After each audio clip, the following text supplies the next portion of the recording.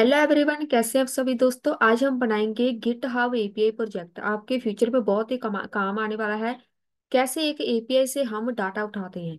तो मैं जहाँ पे गिट हब की जो हमारी मेन वेबसाइट है वहां से किसी यूजर का डाटा उठाऊंगी। तो मेरे पास मेरी जो प्रोफाइल है, ये वाली मेरी प्रोफाइल है, यूजर नेम है, इसको कॉपी करो, जहाँ पे पेस्ट करो। तो मेरे पास मेरी प्रोफाइल का डाटा आना चाहिए। तो ये है मेरा डाटा। कितने मेरे रिपोजिटरी मैंने कितनी अपलोड करी है, कितनी पब्लिक है, फॉलोवर मेरे कितने हैं, फॉलोइंग कितनी है। ये डाटा नॉट अवेलेबल है क्योंकि मैंने इसके अलावा कुछ भी अपलोड नहीं किया। नथिंग, कुछ भी नहीं है मेरी प्रोफाइल पे। जो है वहां पे मैंने यहाँ पे गेट कर लिया। तो मैं किसी और की प्रोफाइल ओपन करूंगी। यहाँ पे है, ये पता नहीं किसकी प्रोफाइल है, यहाँ पे इसको कॉपी करेंगे हम। इधर से कॉपी कर लो। ये गिटहब से मैंने इनकी प्रोफाइल निकाली है, तो इसको हम पेस्ट करेंगे। जो भी इनका डाटा है वो यहाँ पे शो होना चाहिए। नॉट फाउंड, क्योंकि यहाँ पर इनका जो यूजर नेम है वो सही नहीं है, तो हम इसको ये वाला कर लेते हैं कॉपी पेस्ट। तो ये आ गया इनका डाटा।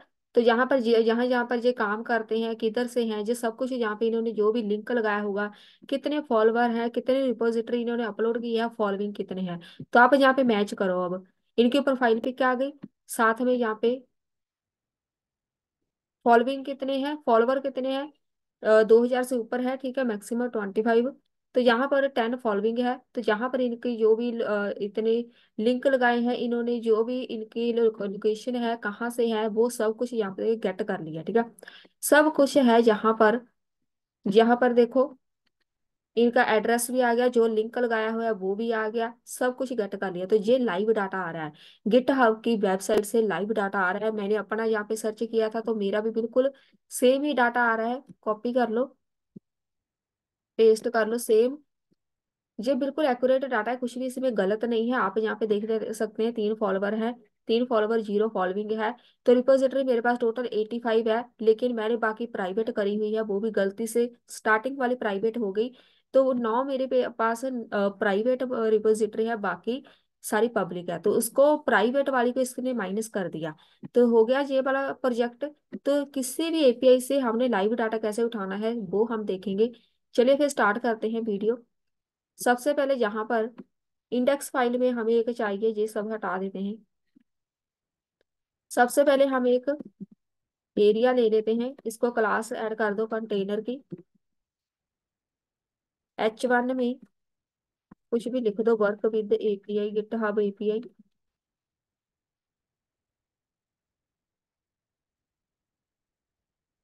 एक यहाँ पे डिव लगाओ, इसको एक क्लास ऐड कर दो। सर्च बॉक्स की कर दो इनपुट फील्ड, मान लो जिसके अंदर आएगी इनपुट फील्ड। तो सबसे पहले एक इनपुट फील्ड लगाओ जिधर हमने एंटर करना है यूजर नेम। इसको टाइप दे दो टेक्स्ट।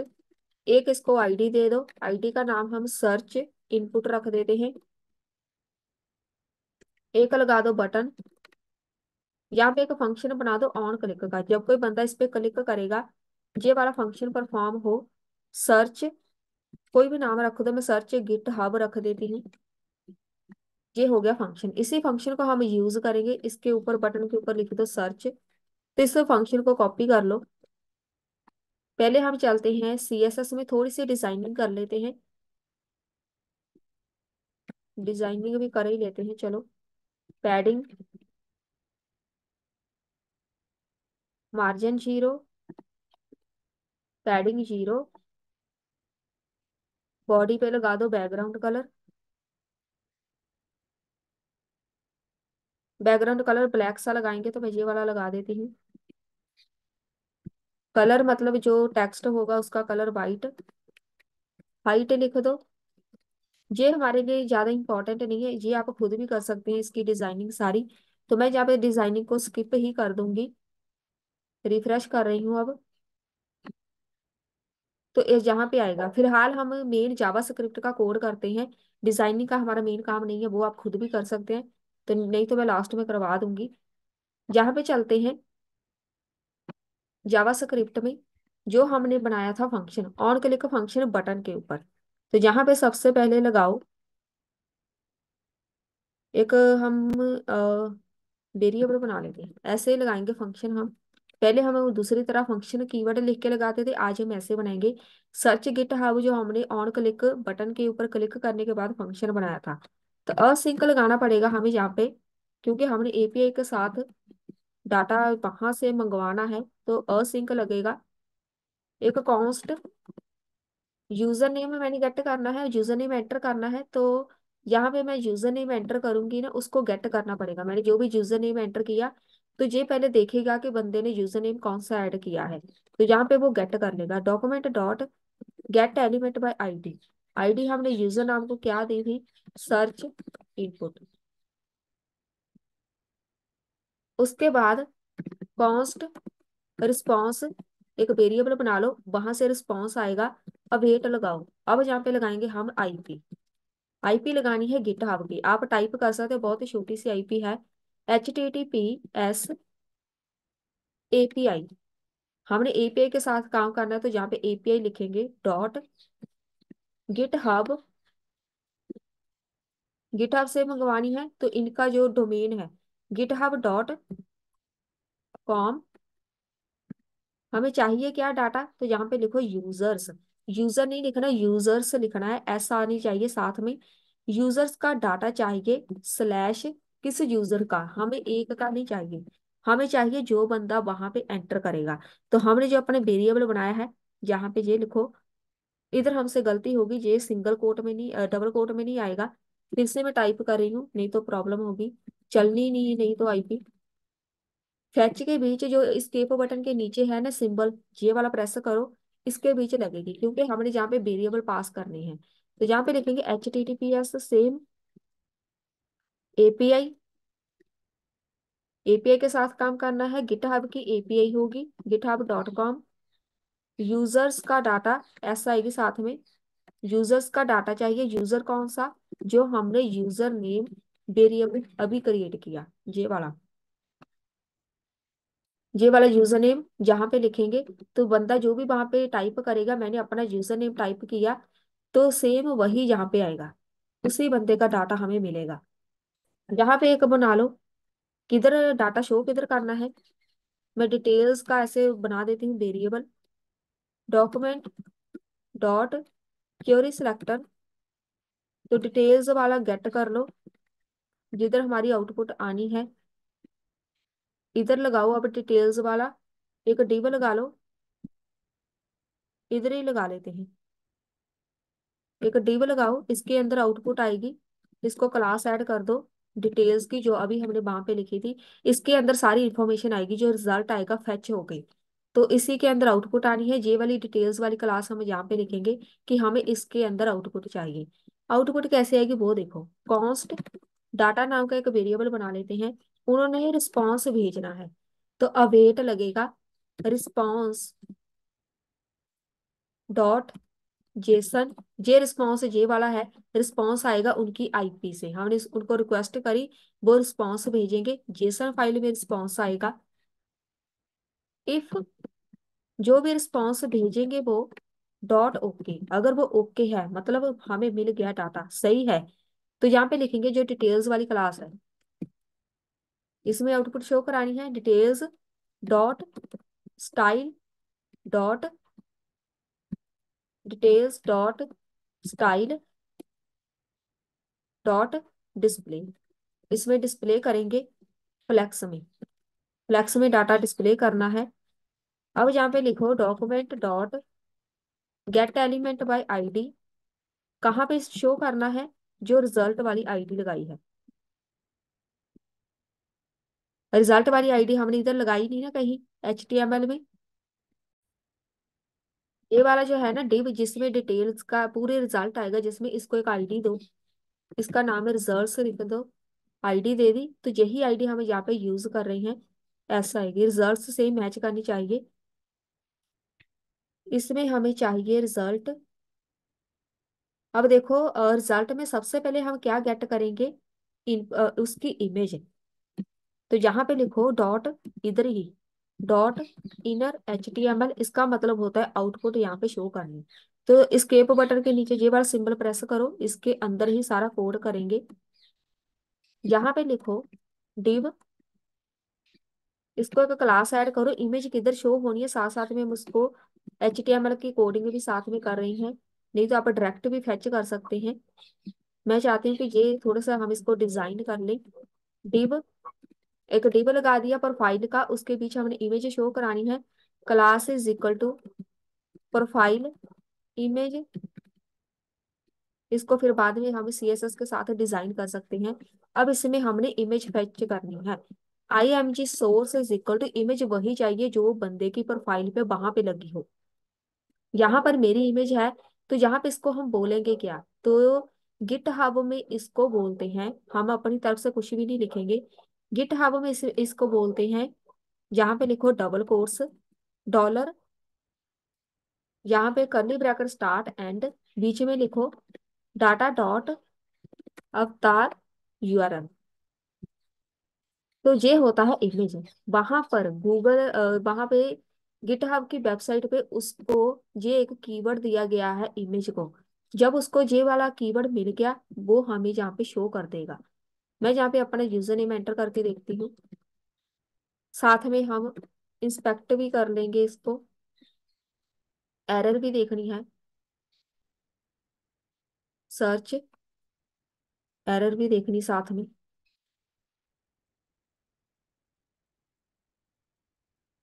यहाँ पे एरर है, यहाँ पे ना हमारे पास गलती है, एरर आ रही है ना, तो उसको यूजर नेम ही नहीं मिल रहा जहाँ पे जो बोल रहे हैं ना, तो नॉट फाउंड। ये सारी IP सही है, प्रॉब्लम यहाँ पे है, इधर इधर हमें समझ ही नहीं ना आ रही, ऑब्जेक्ट परसेंटेज लिखा हुआ है तो यूजर नेम नहीं मिल रहा, क्योंकि हमने लगाया है यहाँ पे डॉट वैल्यू लगाना है। डॉट वैल्यू मतलब मैं जहाँ पे जो भी एंटर करूंगी ना, वो डॉट वैल्यू जब तक नहीं लगाते वो गेट नहीं कर पाता। अब मैं इसको रिफ्रेश करूंगी, यहाँ पे लगाओ यूजर नेम, सर्च पे क्लिक करो, तो इमेज आ गई। अब दूसरा जो पर्सन था, इनका चेक करते हैं, इनकी इमेज आनी चाहिए। अब कॉपी करो, यहाँ पे पेस्ट कर दो, सर्च, तो ये देखो इनकी इमेज आ गई। जिसका मर्जी आप यहाँ पे डाटा देख सकते हैं लाइव। ये इमेज आई सिर्फ, यहाँ पे डिव बंद कर दो, एक दूसरा डिव ओपन करो,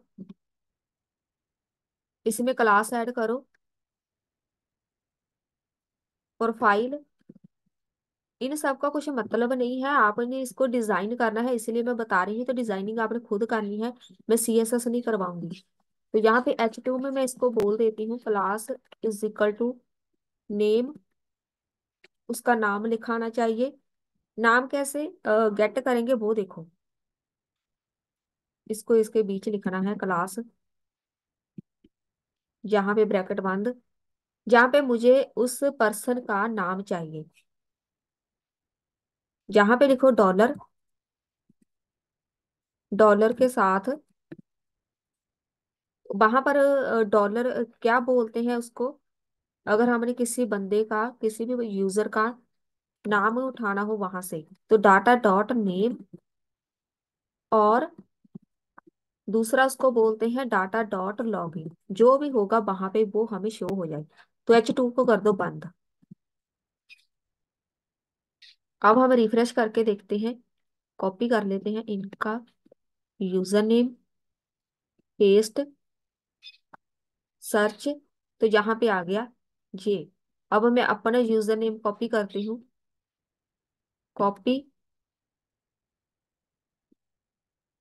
यहाँ पे पेस्ट, सर्च, तो यहाँ पे आ गया मेरा यूजर नेम, जो भी जिसके साथ लॉगिन करते हैं। ठीक है, तो यहाँ पर मेरी ID का नाम आ गया, इमेज आ गई, दो हो गया, दो चीजें हमने वहां से फेच कर ली है। और क्या हम फेच करेंगे नेक्स्ट, नाम भी हो गया फेच। अब हम इसको बोलेंगे पैराग्राफ में फेच कर लेते हैं, हर एक डिटेल चाहिए हमें, तो आपको ये पता होना चाहिए कि वहां पर इस चीज को क्या बोलते हैं। तो मैं यहाँ पे इसको क्लास ऐड कर दूंगी बायो की, बायो, बायो को हम यहाँ पे बोलते हैं डॉलर। ये जो वेरिएबल मैं लगा रही हूँ ना, ये बाय डिफॉल्ट बने हैं, हमें बनाने की जरूरत नहीं है, हमने जस्ट डाटा वाला वेरिएबल बनाया है। ये बायो नेम, और ये वाला यूआरएल जो भी बना हुआ है वो गिटहब की वेबसाइट पे है, हमारे पास नहीं है। मुझे चाहिए उनका बायो, और या तो बायो होगा या फिर वहां पर हम उसको बोलते हैं अकाउंट। अकाउंट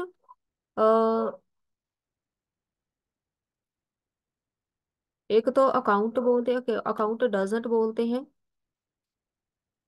तो मैं यहाँ पे कुछ ऐसा टाइप करूंगी, सेम ऐसे ही करेंगे। दोनों में से एक चीज वहां पे इसको मिल जाएगी। जहां पर अकाउंट डजंट हैव बायो, मेरे जैसा कोई होगा तो उसने कुछ ऐड नहीं किया होगा।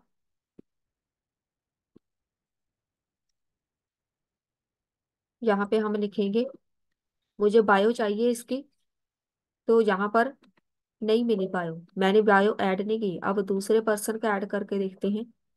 कॉपी, यहाँ पे पेस्ट, सर्च। तो यहाँ पे इन्होंने अब बायो ऐड करी हुई है, ठीक है, तो बायो आ गई। नेक्स्ट चलो, हम मैं अपना ऐड करूंगी नहीं क्योंकि मैंने उसमें कुछ ऐड ही नहीं किया। तो यहाँ पे आउटपुट में कुछ भी नहीं आएगा।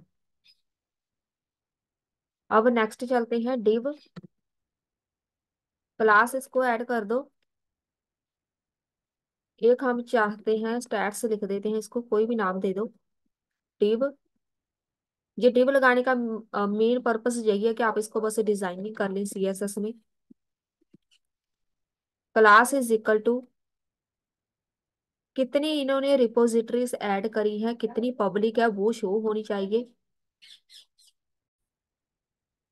यहाँ पे मैं इसको जस्ट बोल दूंगी, इधर क्लास ऐड करके क्लास नाम इसका स्टैट्स लिख देते हैं,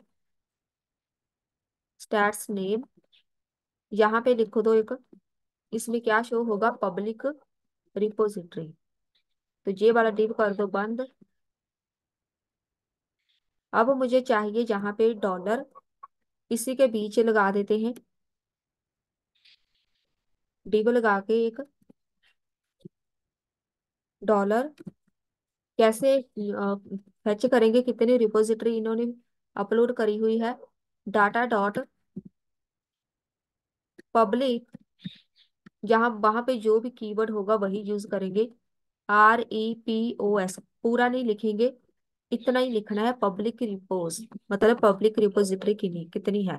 तो यहाँ पे कॉपी पेस्ट करो, सर्च। अभी नहीं आया, मैं अपना सर्च करके देखूं।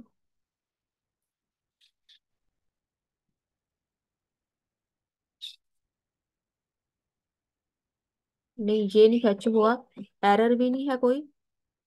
Public data dot dollar data dot public REPOS ही आएगा, ऐसे ही आना है। जैसा करते हैं, मैं इसको डिजाइनिंग को स्किप कर रही हूँ, मैं डायरेक्ट जहाँ पे पी ग्राफ पैराग्राफ में यहाँ पे शो करा दूंगी, क्योंकि जहाँ पे ये सारी डिटेल एक साथ हो जाएगी। सिंपल जहाँ पे लिख दो dollar data dot public repository save, यहाँ पे यूजर नेम। तो यहाँ पे आ गया 76। तो वो पता क्यों नहीं पहले शो हुआ, उसको मैंने दूसरे डिबो में रख दिया। तो मैं सारी डिजाइनिंग इसकी स्किप कर रही हूँ, आपने खुद सोचना है कि कहाँ पे डिब लगाना है। अगर आपको HTML CSS आती है तो अपनी तरफ से इसको डिजाइन करो। मैं डायरेक्ट यहाँ पे पैराग्राफ में लिख रही हूँ, तो इसमें वो डिब इसी डिब के अंदर रहेगा, तो यहाँ पे शो हो जाएगी, नहीं तो इससे बाहर चला जाता है वो। इसीलिए मैं यहाँ पे लगा रही हूँ। उसका रिपोजिटरी भी आ गया, उसके बाद कितने फॉलोवर हैं, तो सेम ऐसे ही पी पैराग्राफ में हम इसको कर लेते हैं फैच डॉलर, उसको हम बोलते हैं डाटा डॉट सिंपल, लिख दो फॉलोवर। रिफ्रेश, मेरे तो शायद है नहीं कोई, 3 है आई थिंक, तो वहां पे 3 आ गया। उसके बाद सारी इंफॉर्मेशन गेट करनी है डॉलर डाटा डॉट लोकेशन। तो लोकेशन मैंने तो ऐड करी नहीं होगी। अगर मिल जाए, अब यहाँ पे लगाने का मतलब क्या है, अगर जहाँ पे किसी ने बायो ऐड करी है तो बायो शो हो जाए, अगर नहीं ऐड करी तो ये मैसेज आ जाए। सेम ऐसे ही अगर किसी ने लोकेशन ऐड करी है तो शो हो जाए, अगर नहीं ऐड की है लोकेशन तो मैसेज आ जाए नॉट अवेलेबल। कुछ भी लिख दो, ए भी लिख देते हैं शॉर्ट में। मैंने तो ऐड नहीं करी हुई, नॉट अवेलेबल आ गया। तो अब दूसरे पर्सन की हम करते हैं चेक। कॉपी करो, सर्च, तो यहाँ पे आ गए, ठीक है। लोकेशन ऐड की है इन्होंने, लोकेशन हो गई, फॉलोवर हो गए, लोकेशन हो गई। पैराग्राफ में सब कुछ बस ऐसे ही लिखना है, एपीआई तो हमने लगा दिया, बाकी सब कुछ ऐसे ही लिखना है। एक मुझे चाहिए डाटा डॉट ब्लॉग, अगर किसी ने ब्लॉग वहां पे लगाया हो। एक हम ट्विटर का उठा लेंगे, एक कंपनी। तो यहाँ पे लिखो डाटा डॉट ट्विटर, अगर उसका कोई लिंक होगा, ट्विटर यूजर नेम, अगर किसी ने कोई कंपनी नेम ऐड किया हो वो आ जाए। इसको कॉपी कर लेते हैं, सर्च, तो जहाँ पे नहीं आया, जे एक आया है लिंक और जे वाला आया है। तो लेकिन यहाँ पर आई थिंक इनका ट्विटर का नहीं है अकाउंट। तो यहाँ पर जो चीज नहीं मिलती आपने और लगा के लिख देना है, और सिंपल लिख दो नॉट अवेलेबल या नॉट लिख दो, हर एक के साथ लगाना है, ताकि आपको पता चले कि यहाँ पर इन्होंने ये अपलोड नहीं किया हुआ। तो नॉट आ गया मतलब इन्होंने ट्विटर का अकाउंट नहीं लगाया हुआ। तो हर एक के साथ ऐसे, और में इधर नॉट अवेलेबल लिख दो, कंपनी भी हो गया। बस इतने ही सही है, यही मेन होती है हमारी डिटेल। अगर इसको कुछ भी ना मिले या फिर कोई एरर आए, एल्स में हमें मैसेज दे दें, अलर्ट में डाटा डॉट मैसेज, कि हमारे पास या डाटा नहीं है, जहाँ आई आई एपीआई रॉन्ग है या कोई और प्रॉब्लम है, तो हमें वो अपने आप यहाँ पे मैसेज ही दे देगा अलर्ट में। तो ये हो गया हमारा टॉपिक कंप्लीट। इसको आप सीएसएस में ऐड कर सकते हैं। थोड़ी बहुत हमने डिजाइनिंग की हुई है। अगर मैं इसको कंट्रोल जेड कर दूं तो ये है मेरे पास सीएसएस फाइल, मैंने ऑलरेडी इसको डिजाइन कर रखा है। तो लेकिन मैंने यहाँ पे पूरी क्लासेस ऐड नहीं करी, इसीलिए वो पूरा डिजाइन नहीं होगा, कुछ ऐसा होगा, ठीक है। इसको आपने अपनी तरफ से डिजाइन करना है, बहुत ही अच्छे से डिजाइन करना है कि नहीं ये कोई मायने नहीं रखता, क्योंकि आप डिजाइन करके क्या करेंगे, किसी को थोड़ी दिखाना है। तो आप जस्ट आपने किसी का डाटा उठाया है, अगर आपने ऐसे पर्सनली तो यूज करना ही नहीं है, ठीक है। अगर आपने कॉलेज में प्रोजेक्ट दिखाना है तो आप इसको डिजाइन करेंगे। आपने डिजाइन जस्ट इन क्लासेस को उठा के ही करना है, जी वाली जो क्लासेस है ना, ये जो हमने लगाई हुई है, डिव लगाते जाओ, जैसे हम वेबसाइट बनाते हैं डिव लगाते जाओ, इसको बस डिजाइन करते जाओ। जैसे यहाँ पे लिखा हुआ है इमेज आना था, प्रोफाइल इमेज है, प्रोफाइल इमेज की डिजाइनिंग इसमें करी हुई है। जो भी इसमें डिजाइनिंग की थी, तो यहाँ पे देखो प्रोफाइल कुछ ऐसे दिख गई, इधर मैंने सीएसएस ऐड करी हुई है। आपने हर एक चीज को, हर एक कंटेंट को एक आईडी या क्लास देके सीएसएस में इसको डिजाइन कर दो, तो आपका टॉपिक हो जाएगा कंप्लीट। मिलते हैं फिर नेक्स्ट वीडियो में।